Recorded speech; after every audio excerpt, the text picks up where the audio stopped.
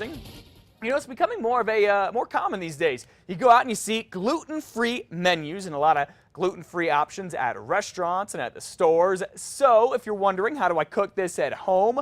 What is this whole gluten-free thing about? Well, we're about to tell you. We're talking gluten-free and how you can cook it without giving up the taste. Chef Tom Doherty from Cafe Lush in Albuquerque is here with that. Good morning, Tom. It's nothing to fear. Nothing to fear? Nah. Okay, so first of all, let's talk about this. For folks who don't know, what is gluten? I think the first thing that comes to mind is bread. Gluten is a protein compound found in wheat and related items like barley and rye and spelt. Okay. It's something that people with sensitivity, and it's not an allergy, it's a sensitivity. Okay. There are, celiacs is the most hard form of it that people absolutely have to stay away. They will have an immediate reaction to it. There's a lot more people that are sensitive to it that, like me, I can't do it.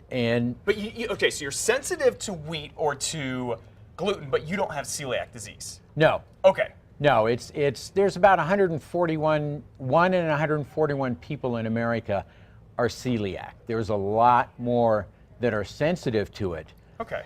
And the thing is that it's not so much the gluten in it, the way it's processed can affect a person. There's a lot of sugar in it. There's a lot of, just the way the wheat is processed can affect people. A lot of additives.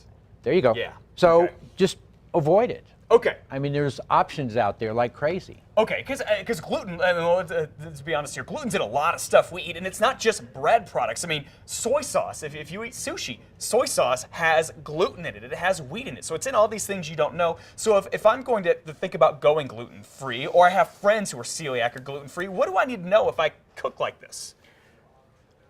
All vegetables, all protein.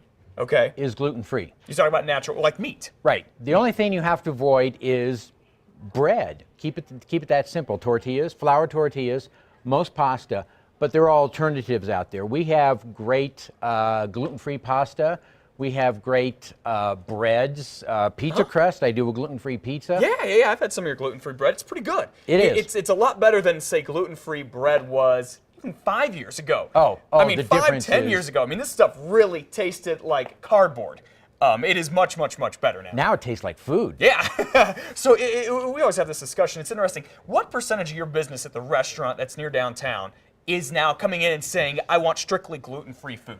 We started out doing it for a friend, and all of a sudden we're doing up to 20% of our business. People come in and want gluten-free, they want alternatives. Any item on our menu, breakfast item in particular, can be made gluten-free. We do corn tortillas, we'll do without.